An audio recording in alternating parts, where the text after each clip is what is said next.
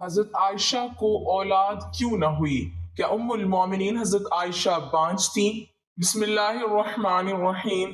رسول اللہ صلی اللہ علیہ وسلم مسلسل کئی راتیں بھوک کی حالت میں گزار دیتے اور آپ صلی اللہ علیہ وسلم کی ازواج کو رات کا کھانا نصیب نہ ہوتا اور اکثر و بیشتر ان کی روٹی جو کی ہوا کرتی تھی۔ اسی طرح حضرت عائشہ رضی اللہ تعالیٰ عنہ اپنے گھر کی معاشی حالت کو بیان کرتے ہوئے فرماتی ہیں کہ رسول اللہ صلی اللہ علیہ وسلم کے گھر والوں نے جو کی روٹی سے بھی 2 دن تک مسلسل پیٹ نہیں بھرا، یہاں تک کہ رسول اللہ صلی اللہ علیہ وسلم اس دنیا سے اٹھا لیے گئے۔ حضرت عائشہ فرماتی ہیں ہم اہل بیت نبوت اس طرح گزارا کرتے تھے کہ کبھی کبھار لگاتار 3 چاند دیکھ لیتے، یعنی کامل 2 مہینے گزر جاتے اور حضور صلی اللہ علیہ وسلم کے گھروں میں چولہا گرم نہ ہوتا۔ حضرت عائشہ رضی اللہ تعالیٰ عنہ کے بھانجے حضرت عروہ نے پوچھا کہ پھر آپ لوگوں کو کیا چیز زندہ رکھتی تھی؟ حضرت عائشہ رضی اللہ تعالیٰ عنہ نے جواب دیا کہ بس کھجور کے دانے اور پانی۔ البتہ رسول اللہ صلی اللہ علیہ وسلم کے بعض انصاری پڑوسی کے پاس دودھ دینے والے جانور تھے، وہ آپ کے لیے بطور ہدیہ دودھ بھیجا کرتے تھے اور اس میں سے آپ ہم کو بھی دیتے تھے۔ خود حضور صلی اللہ علیہ وسلم اپنی زندگی کی فکر و تنگی کا تذکرہ کرتے ہوئے فرماتے ہیں اللہ کے راستے میں مجھے اتنا ڈرایا دھمکایا گیا کہ کسی اور کو اتنا نہیں ڈرایا گیا، اور اللہ کے راستے میں مجھے اتنا ستایا گیا کہ کسی اور کو اتنا نہیں ستایا گیا، اور ایک دفعہ 30 دن رات مجھ پر اس حال میں گزرے کہ میں اور بلال کے لیے کھانے کی کوئی ایسی چیز نہ تھی جس کو کوئی جاندار کھا سکے بجز اس کے جو بلال نے اپنے بغل میں دبا رکھا تھا۔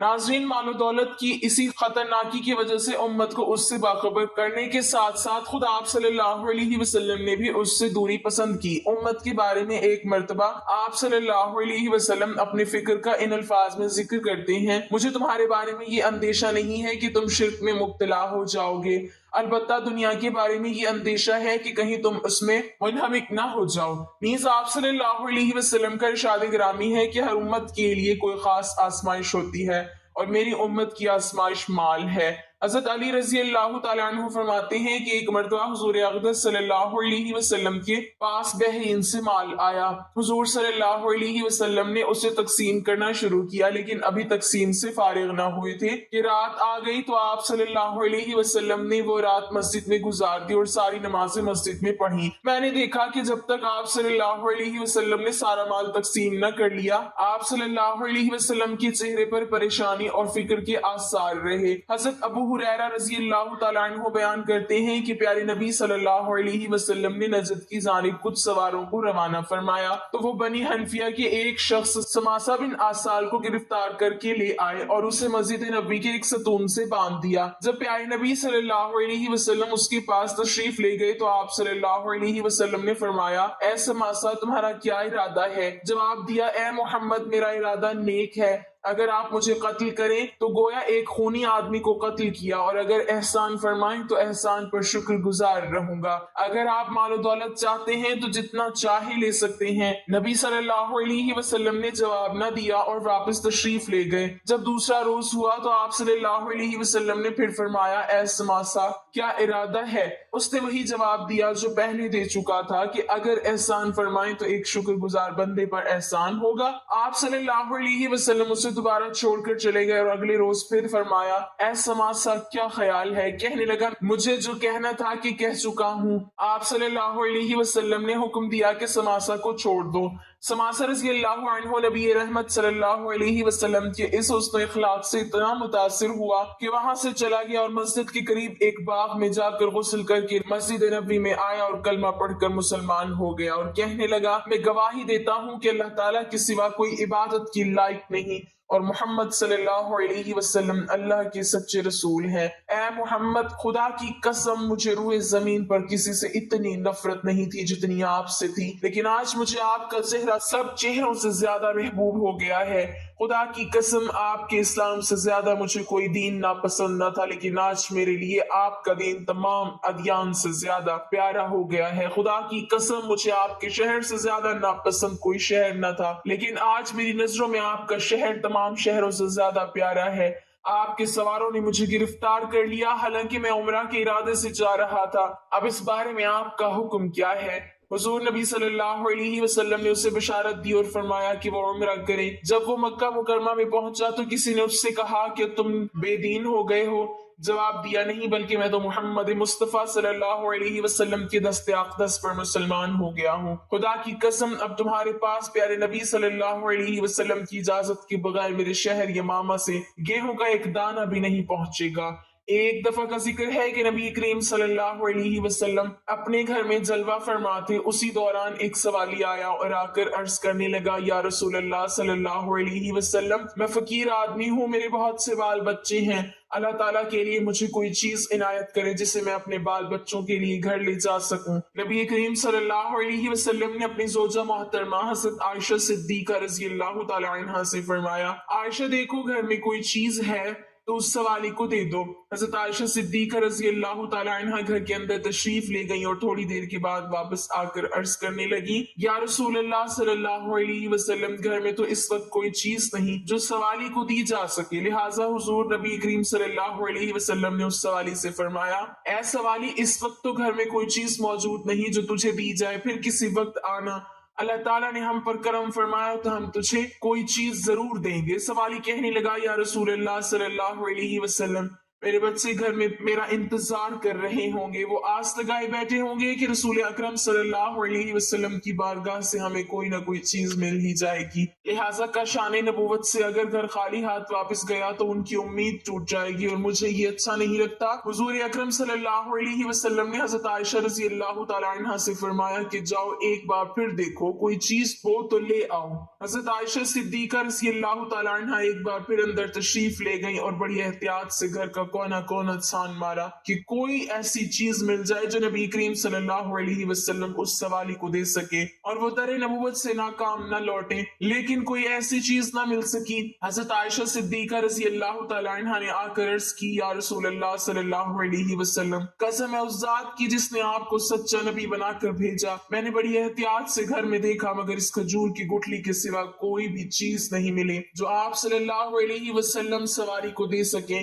آپ صلی اللہ علیہ وسلم نے حضرت عائشہ صدیقہ رضی اللہ تعالیٰ عنہ کے ہاتھ سے کھجور کی وہ گٹھلی لے کر اس سوالی کو عطا کر دی اور فرمایا، اے سوالی، ناراض مت ہونا کیونکہ میرے گھر میں اس وقت صرف یہی ایک گٹھلی ہے، اس کے سوا اور کوئی چیز نہیں جو میں تمہیں دے سکوں۔ اس سائل نے وہ گٹھلی لی اور گھر واپس چلا گیا۔ گھر جا کر اس نے کہا کہ اللہ تعالیٰ کے نبی کے گھر میں بھی اس گٹھلی کے سوا کچھ نہیں جو آپ صلی اللہ علیہ وسلم ہمیں عنایت فرما دیتے۔ یہ سن کر وہ سب رونے لگ گئے۔ پھر جب انہیں بھوک نے خوب ستایا اور بھوک کی وجہ سے نڈھال ہونے لگے تو اچانک اس آدمی نے وہی گٹھلی اپنے منہ میں رکھی اور اسے چوسنے لگا۔ اس نے محسوس کیا کہ اس گٹھلی میں سے دودھ اور شہد نکل کر اس کے حلق میں داخل ہو رہا ہے۔ وہ کافی دیر تک اس گٹھلی میں سے دودھ اور شہد چوستا رہا۔ پھر جب وہ سیر ہو گیا تو اس نے اپنی بیوی سے کہا، بڑی حیرانگی کی بات ہے کہ اس گٹھلی میں سے دودھ اور شہد نکلتا ہے، لو تم بھی چوس کر دیکھ لو۔ یہ کہہ کر اس نے گٹھلی اپنی بیوی کو دے دی۔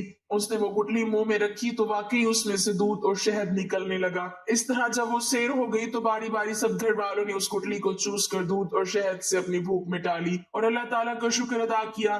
پھر انہوں نے اس گٹھلی کو تبرک سمجھ کر کہ یہ حضور نبی اکرم صلی اللہ علیہ وسلم کے گھر سے حضور صلی اللہ علیہ وسلم کے ہاتھ سے چھو کر آئی ہے، اسے کپڑے میں لپیٹ کر رکھ لیا۔ جب دوسرا دن ہوا اور عورت کو بھوک لگی تو اس گٹھلی کا خیال آیا، لہٰذا وہ گئی اور جس کپڑے میں اسے لپیٹ کر رکھا تھا وہ اٹھا کر لے آئی۔ جب اس نے کپڑے کو کھول کر دیکھا تو وہی گٹھلی سرخ یاقوت بن چکی تھی جس کی روشنی سے سارا گھر جگمگانے لگا۔ وہ بڑی حیران ہوئی۔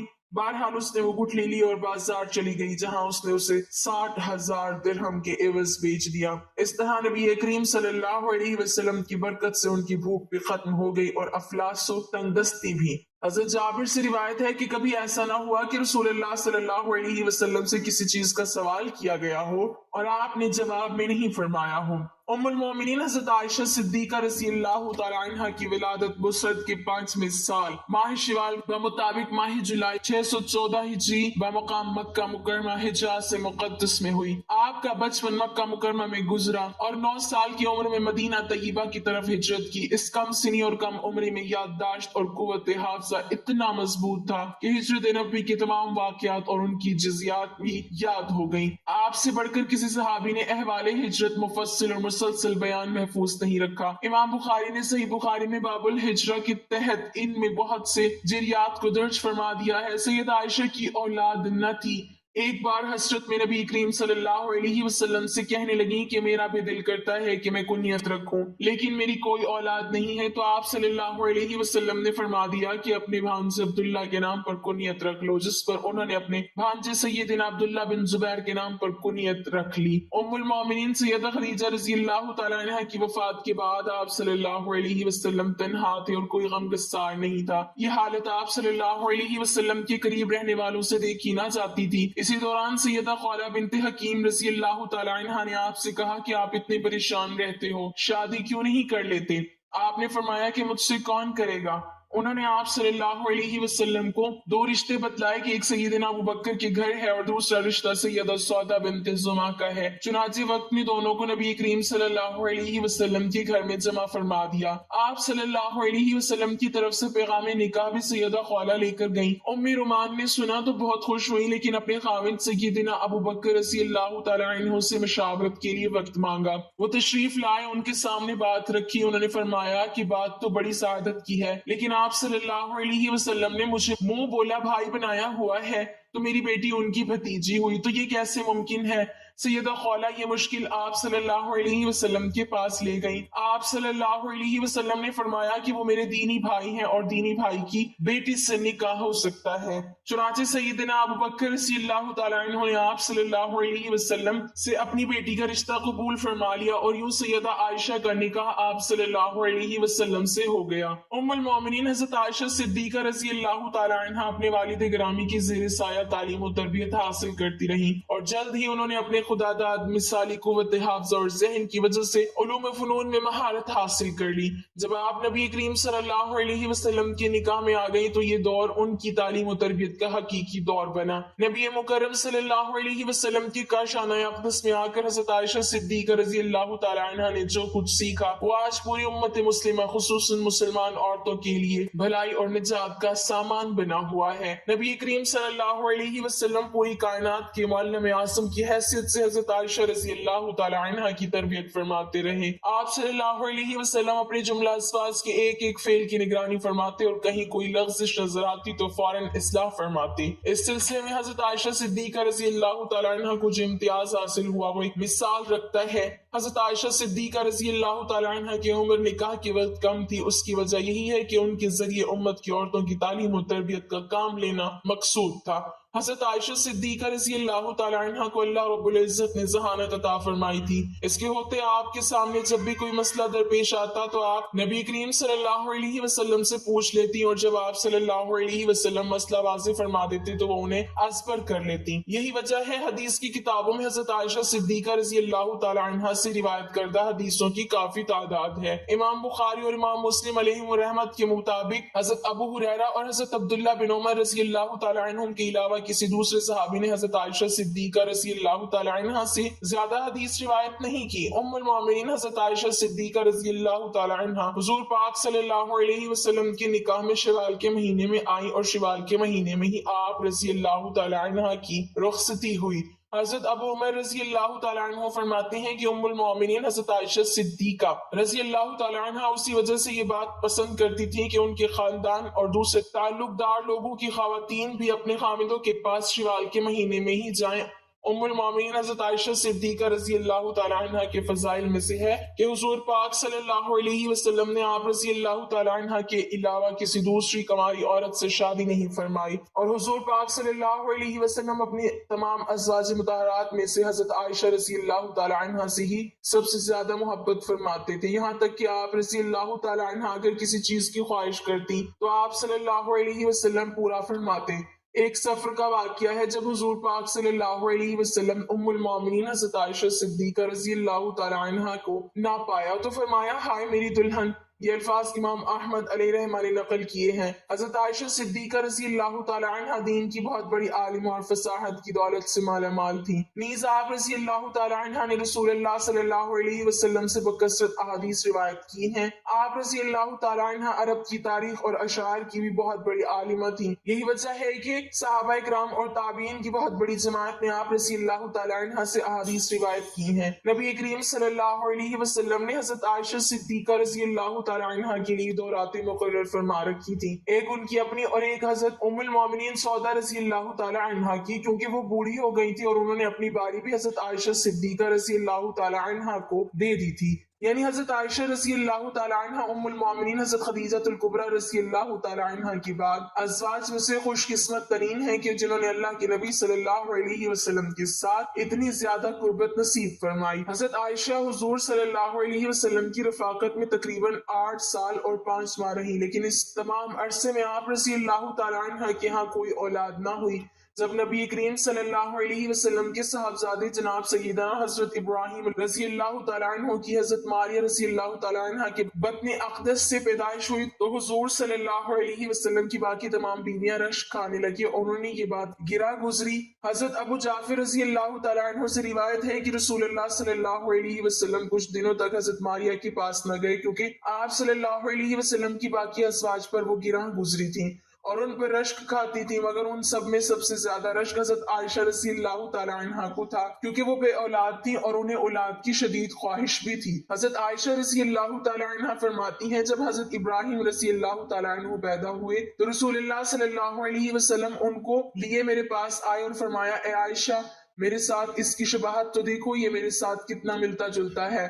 تو میں نے کہا مجھے تو کوئی شبہات نہیں دکھائی دیتی۔ فرمایا کہ تو نے اس کے گورے رنگ اور گوشت کو نہیں دیکھا؟ میں نے کہا جو دائی یا اونٹنی کے دودھ سے پالا جاتا ہے وہ گورا اور موٹا فربا ہوا کرتا ہے، جس کے بارے میں ایک اور روایت بھی موجود ہے جس میں یہ الفاظ ہیں کہ حضرت عائشہ رضی اللہ تعالی عنہ نے عرض کیا جسے بھیڑ کا دودھ پلایا جائے وہ فربا اور گورا ہوتا ہے۔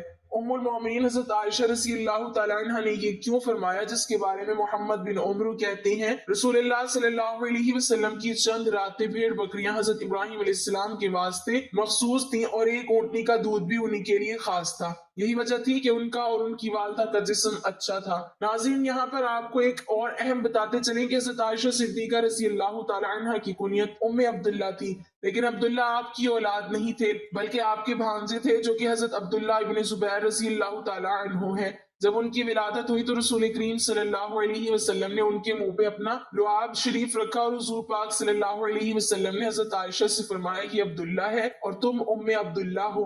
حضرت عائشہ رضی اللہ تعالی عنہ فرماتی ہیں اس کے بعد سے ہمیشہ میری کنیت ام عبداللہ ہی رہی جبکہ میری کوئی اولاد نہیں تھی۔ اسی ضمن میں ایک روایت یہ بھی ملتی ہے کہ جتنا عرصہ حضرت عائشہ رضی اللہ تعالی عنہ حضور پاک صلی اللہ علیہ وسلم کے ساتھ رہیں، اس عرصے میں آپ رضی اللہ تعالی عنہ کو ایک حمل بھی ہوا، لیکن کچھ عرصے بعد وہ ضائع ہو گیا۔ شاہ راہ بخاری امام احمد بن محمد قسطلانی علیہ رحمہ نقل کرتے ہیں کہ اس بات کی کوئی اصل نہیں ہے، آپ کو ام عبداللہ صرف آپ کے بھانجے کی وجہ سے کہا جاتا تھا۔ ایک دن آپ رضی اللہ تعالی عنہ نے از راہ حضرت حضور پاک صلی اللہ علیہ وسلم سے اس بارے میں عرض کی کہ اور خواتین نے تو اپنی سابقہ اولادوں پر اپنی اپنی کنیت رکھ لی ہے، میں اپنی کنیت کس کے نام پر رکھوں جبکہ میری کوئی اولاد نہیں؟ تو رسول اللہ صلی اللہ علیہ وسلم نے فرمایا تم اپنے بھانجے عبداللہ کے نام پر اپنی کنیت رکھو جو کہ تمہاری بہن اسما بنت ابوبکر عبداللہ بنت عوام کے بیٹے ہیں۔ بس تب سے آپ کو ام عبداللہ کی کنیت سے پکارا جانے لگا۔